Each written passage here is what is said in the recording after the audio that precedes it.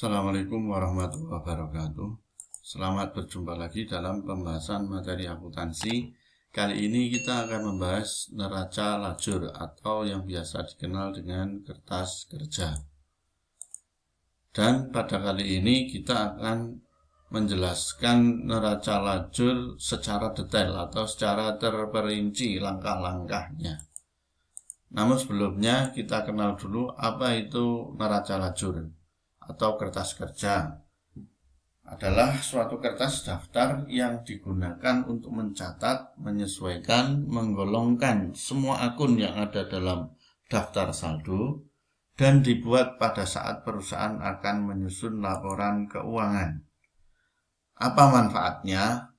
Yang pertama adalah media untuk meringkas dalam catatan keuangan serta mengelompokkannya. Yang kedua, mempermudah pembuatan laporan keuangan. Nah, ini yang sangat penting, karena dengan kertas kerja nanti laporan keuangan akan dibuat menjadi lebih mudah dalam proses pembuatannya. Yang ketiga, menghindari kesalahan pada ayat jurnal penyesuaian. Yang keempat, dapat dilakukan penyesuaian laporan keuangan sementara tanpa harus melalui proses untuk membuat jurnal penyesuaian secara formal. Yang kelima, salah satu prosedur yang dijalankan dalam membuat neraca akhir. Itu manfaatnya. Nah, kita kenal dulu bentuk dari kertas kerja. Ada nomor akun, nama akun, neraca saldo, penyesuaian, neraca saldo setelah disesuaikan, laporan laba rugi, dan neraca. Langkah yang pertama adalah menyiapkan neraca saldo pada neraca lajur. Jadi neraca saldo yang sudah ada dipindah ke kolom neraca saldo pada kertas kerja di sini. Langkah yang kedua adalah ayat jurnal penyesuaian yang sudah ada ini dipindah ke penyesuaian di sini. Ya. Kemudian langkah yang ketiga memasukkan saldo setelah penyesuaian. Dengan catatan kalau di neraca saldo debit, di penyesuaian debit nambah, di neraca saldo kredit, di penyesuaian kredit nambah, kalau sama nambah, kalau beda mengurangi. Artinya kalau di neraca saldo debit, di penyesuaian kredit maka mengurangi. Kalau di neraca saldo kredit, di penyesuaian debit maka mengurangi. Langkah yang keempat adalah menempatkan saldo pada laporan laba rugi. Jadi nanti yang masuk laba rugi hanya dua kelompok, yaitu kelompok pendapatan dan kelompok beban. Selain kelompok pendapatan dan beban, tidak boleh masuk laba rugi. Kemudian yang masuk neraca itu ada 3 kelompok atau biasa saya singkat HUM, yaitu harta, utang, dan modal. Itu yang masuk neraca. Baiklah, langkah yang pertama, kita memasukkan neraca saldo yang sudah ada ke dalam neraca saldo di sini, di kertas kerja di sini dipindahkan semuanya. Kemudian langkah selanjutnya adalah menyiapkan ayat jurnal penyesuaian yang sudah ada, dipindah ke penyesuaian di sini pada kertas kerja. Contoh satu persatu, mulai dari akun yang pertama, beban sewa. Nah, beban sewa ini di kolom neraca saldo tidak ada, maka dibuat di bawahnya, yaitu di bawah jumlah dari neraca saldo. Dibuat nama akun beban sewa karena di penyesuaian ada. Nah, nomor akunnya 521 karena ini beban di luar usaha. Di sini debit, masukkan ke sini juga debit. Akun yang kedua yaitu sewa dibayar di muka. Ini ada di neraca saldo 113. Di sini kredit, masukkan ke sini, di penyesuaian juga kredit. Akun yang ketiga, beban perlengkapan. Ini juga tidak ada di neraca saldo, maka dibuat di sini, di bawah jumlah, di sini beban perlengkapan. Nah, beban perlengkapan itu beban usaha, maka mengurutkan nomor beban di atasnya. Di sini 513, maka ini 514. Di sini debit, di penyesuaian di sini juga debit 4.000. Akun yang keempat, perlengkapan bengkel sebelah kredit di penyesuaian. Masukkan di sini perlengkapan bengkel ada ini. Masukkan kredit karena di penyesuaian di sini kredit. Akun yang kelima, beban penyusutan peralatan. Nah, ini belum ada di neraca saldo di sini. Buat akun di sini beban penyusutan peralatan bengkel. Nomor akun mengurutkan 515. Di sini debit, pindah ke sini juga debit. Akun yang keenam, akumulasi penyusutan peralatan. Di sini kredit, ya. Di sini kredit. Masukkan ke sini juga kredit. Akumulasi penyusutan peralatan bengkel.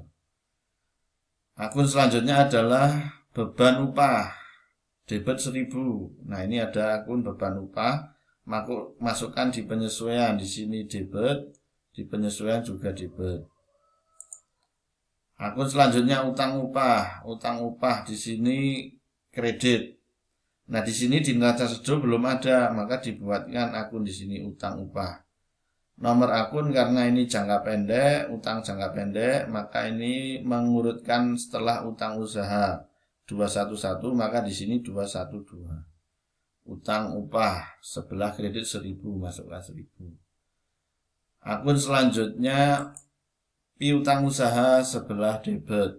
Nah, di sini ada piutang usaha, masukkan di penyesuaian di sini debit. Akun yang terakhir pendapatan jasa sebelah kredit. Masukkan di sini, ini pendapatan jasa, masukkan di sini kredit. Langkah selanjutnya adalah memasukkan ke dalam neraca saldo setelah disesuaikan. Atau saya singkat NSSD.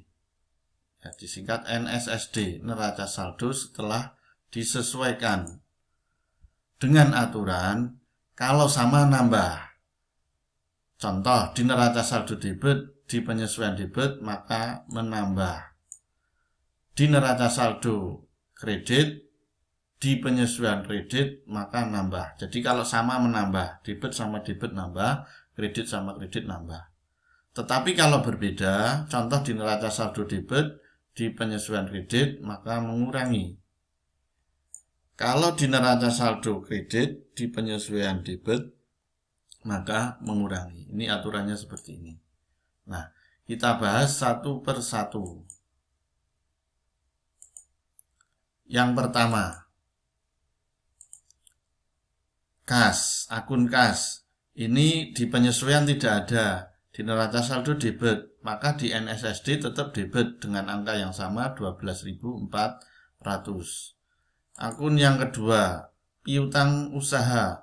Di neraca saldo debit 7.000, di penyesuaian debit 1.500. Nah, ini debit sama debit, sehingga menambah menjadi 8.500. Akun yang ketiga, yaitu sewa dibayar di muka, debit 6.000, di penyesuaian beda, kredit 2.000, sehingga debit sama kredit, karena beda, jadi mengurangi. Sehingga 6.000 debit dikurangi kredit 2.000, maka jadi 4.000 debit. Kenapa debit? Karena lebih banyak debitnya. Debitnya 6.000, kreditnya 2.000. Jadi mengurangi. Kemudian perlengkapan salon, ini debit 6.000, penyesuaian kredit 4.000. Karena debit sama kredit beda, sehingga mengurangi 6.000 dikurangi 4.000, maka jadi 2.000. Kemudian peralatan salon debit 70.000, tidak ada penyesuaian, maka masih tetap sama 70.000 sebelah debit sama. Kemudian akumulasi penyusutan peralatan salon kredit 7.000. Penyesuaian ada kredit 7.000. Sehingga kredit sama kredit karena sama nambah jadi 14.000 karena kredit sama kredit ya sama. Kemudian utang usaha ini tidak ada penyesuaian, kredit 2.000 maka masih sama kredit 2.000. Kemudian utang bank kredit 10.000 maka jadi kredit 10.000 tetap sama karena tidak ada penyesuaian. Modal Nyonya Dewi kredit 70.000 tidak ada penyesuaian maka masih sama 70.000 kredit. Pendapatan jasa ini kredit 40.000, kemudian di sini kredit 1.500, Karena kredit sama kredit menambah, maka jadi 41.500. Kemudian beban upah debit 22.000, penyesuaian debit 1.000. Ini debit, ini debit. Debit sama debit nambah 22.000 tambah 1.000, maka jadi 23.000. Beban listrik debit 3.000, tidak ada penyesuaian, maka NSSD tetap sama 3.000. Beban bunga debit 2.600, tidak ada penyesuaian, maka masih sama, yaitu 2.600 sebelah debit, sama dengan di sini. Kemudian beban sewa. Beban sewa di sini debit 2.000, ya, di penyesuaian, di neraca saldo tidak ada, maka sama, di sini tetap 2.000 di NSSD. Beban perlengkapan di penyesuaian 4.000, tidak ada di neraca saldo, tetap sama, debit 4.000. Beban penyusutan tetap sama, di sebelah debit 7.000, karena nggak ada di penyesuaian, nggak ada di neraca saldo. Kemudian utang upah, ini kredit 1.000, di sini juga kredit 1.000. Ya. Langkah berikutnya adalah memasukkan akun-akun yang ada di neraca saldo setelah disesuaikan ini ke dalam dua laporan. Ada yang masuk laba rugi dan ada yang masuk neraca. Nah, ini tidak boleh double masuk laba rugi dan masuk neraca, harus salah satu.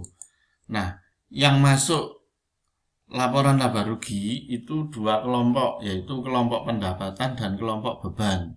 Cirinya pendapatan itu digit pertamanya adalah 4. Contoh ini, pendapatan 411.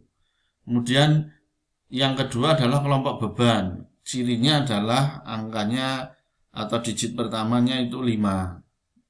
Ini contoh beban upah 511, beban listrik dan air 513, beban sewa 521, beban perlengkapan 515. Kemudian yang masuk neraca itu 3 kelompok, yaitu saya singkat biasanya HUM, harta, utang, dan modal. Cirinya harta, nomor akunnya, angka pertamanya atau digit pertamanya itu 1. Kemudian utang, cirinya digit pertamanya adalah 2. Modal, digit pertamanya adalah 3. Contoh di sini modal Nyonya Dewi 301. Ya, kita bahas satu persatu. Angka yang pertama adalah kas. Kas di sini di NSSD debit 12.400, masuk neraca juga debit 12.400. Karena kas termasuk harta. Kemudian piutang usaha ini juga harta, 8.500 debit, masuk neraca debit 8.500. Kemudian sewa dibayar di muka, ini debit 4.000. Kemudian masuk neraca karena ini harta 4.000 debit. Kemudian perlengkapan ini harta juga masuk neraca debit. Ya. Kemudian peralatan salon debit 70.000, ini juga harta masuk neraca debit 70.000. Kemudian akumulasi penyusutan peralatan salon, ini termasuk harta, tapi karena ini sifatnya mengurangi harta, maka dia tidak berada di sebelah debit. Kalau harta umumnya saldonya sebelah debit, tapi karena ini sifatnya mengurangi, akumulasi berada di sebelah kredit. Jadi ini termasuk harta, tapi di sebelah kredit, dan masuk neraca juga sebelah kredit. Kemudian akun selanjutnya utang. Utang saldo normalnya kredit 2.000, masuk neraca juga. Kemudian utang bank juga kredit 10.000, masuk neraca juga. Kemudian modal ini juga termasuk neraca, ya, masuk neraca. Sehingga yang masuk neraca harta, utang, dan modal. Kemudian lanjut ke akun pendapatan jasa. Nah, ini pendapatan ini sudah digit pertamanya 4. Ini tidak masuk neraca tapi masuk laba rugi. Kemudian beban upah masuk laba rugi 23.000.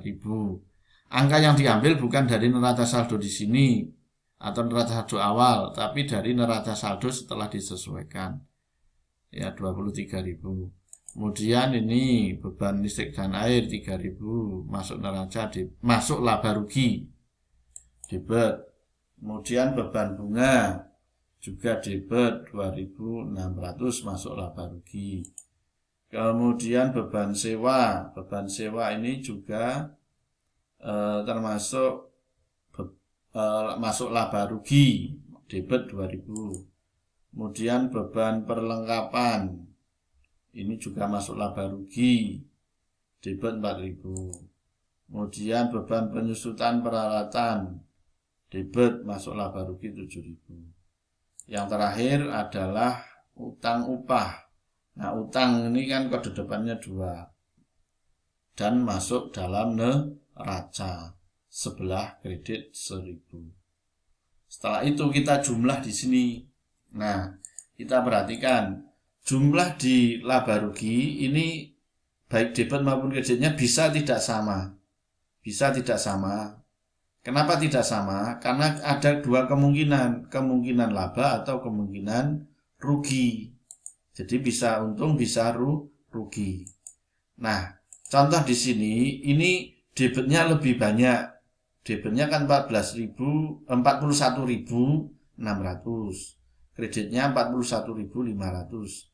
Lebih banyak kredit, lebih banyak debitnya. Karena lebih banyak debitnya, ini mengalami rugi. Ya, mengalami rugi. Kenapa? Karena ini boleh dikatakan kredit itu kan untuk pendapatan. Ya, ini adalah pendapatan. Jadi kredit ini menunjukkan apa? Menunjukkan pendapatan. Sedangkan debit ini menunjukkan beban. Ya. Debit di sini ini ya, debit ini menunjukkan beban. Sedangkan ini menunjukkan pendapatan.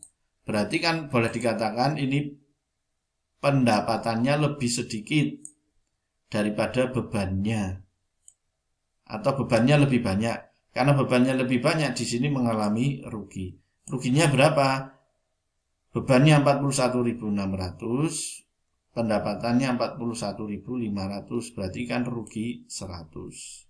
Nah, 100 ini ditambahkan pada sisi kredit atau pada sisi yang lebih sedikit. Kemudian nanti jumlah akhirnya akan sama 41.600 setelah ditambah ruginya di sini.